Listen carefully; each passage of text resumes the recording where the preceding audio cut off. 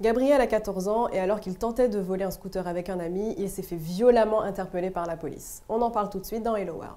La photo de lui défiguré avait beaucoup fait parler et il s'est exprimé pour la première fois sur Loopsider. Mon collègue David Perrotin l'a rencontré. Il a mis les genoux sur mon dos. Il y a une femme, elle m'a tenu les pieds.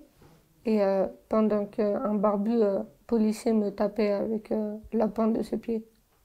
C'est-à-dire qu'il faisait comment? Il donnait des coups de pied? Où ça? Dans mon visage. Dans ton visage? Tu te rappelles combien de coups t'as reçu? 3-4. 3-4? Et c'est à ce moment-là que t'as été touché au niveau de l'œil notamment? Oui. Et là, vous avez fait quoi? Vous êtes allé au commissariat? Oui, on est allé au commissariat de Bobigny. Je suis restée là-bas au moins 45-40 minutes à peu près.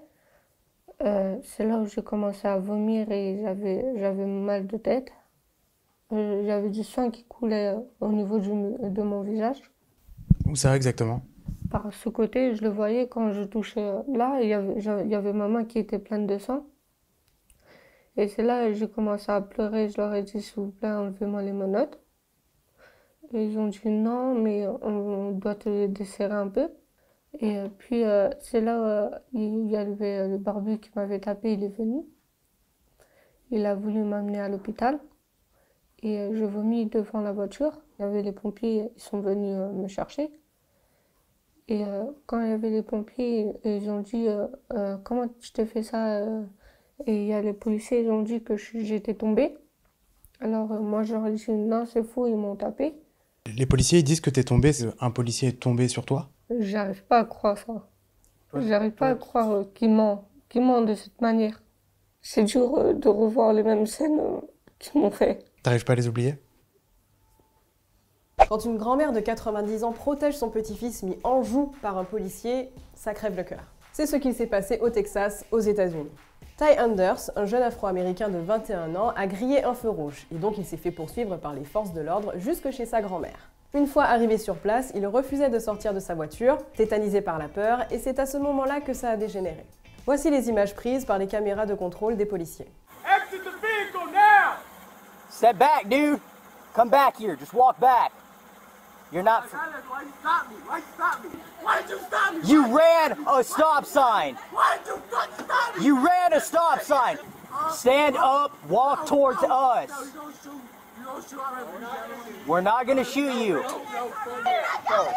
Watch the vehicle. I got hands. Watch the vehicle. Granny!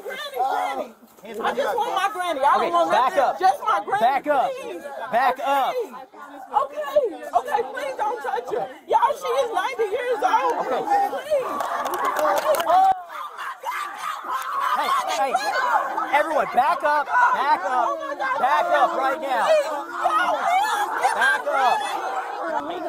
I'm gonna help her up, that way we can get her up, okay? Well, help me then. Do something. You just fucking sitting there, bro. Alors on ne sait pas vraiment ce qui a fait chuter la grand-mère. Le jeune homme, lui, a été placé en détention provisoire pour délit de fuite. Son avocat dénonce un contrôle au faciès. Ce lion s'appelle John et il vient d'être secouru d'un cirque en France où il était affamé, surexploité et maltraité. Ses dents ont été limées jusqu'à la gencive, ses griffes lui ont été arrachées et son corps est couvert de cicatrices et de plaies ouvertes. Il était presque mort lorsqu'il a été secouru par l'association One Voice et pourtant ça fait 2 ans qu'elle alerte le préfet de l'Eure là où se trouve le cirque. Mais mieux vaut tard que jamais, il est maintenant en sécurité, nourri et soigné. Et une fois remis sur pattes, il sera envoyé dans un sanctuaire en Afrique du Sud. C'est le sujet pour lequel vous avez voté la semaine dernière. Cet avion est en fait un hôtel. Et ouais.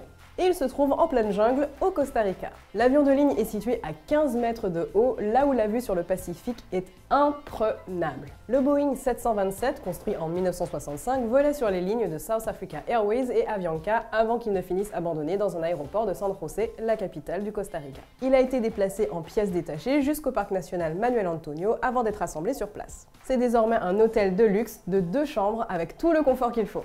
Et voilà, Hello World, c'est fini pour cette semaine. Mais Loopsider vous attend sur YouTube, Facebook, Instagram et Twitter. Moi, je vous donne rendez-vous la semaine prochaine pour un nouvel épisode. Cheers!